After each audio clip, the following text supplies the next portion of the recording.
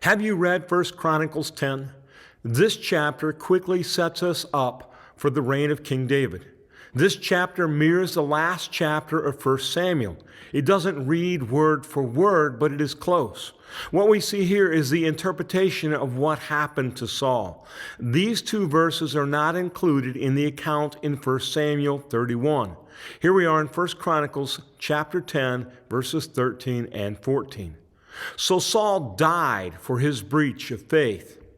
He broke faith with the Lord in that he did not keep the command of the Lord and also consulted a medium seeking guidance.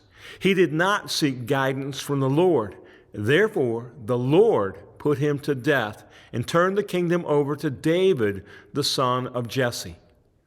Even though we know this truth, we might fail to see it in the narrative. It is the God part of the story, the part we often miss unless it is pointed out. The world would see a battle between two armies where the superior or more tactical army won the battle.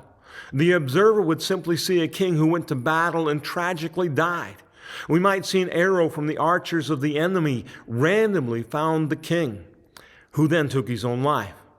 But that's not how we need to understand the story.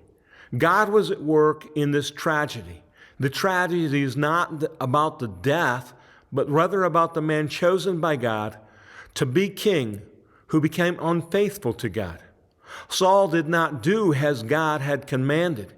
And instead of that, instead of seeking out God, he sought out a medium. God had brought fulfillment to the prophecy of judgment on Saul.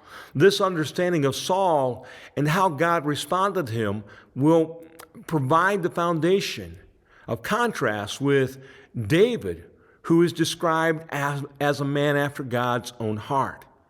Whose example do we want to follow? Keep reading, encourage others to read, and expect to find more gems to help us live like Jesus. Thank you.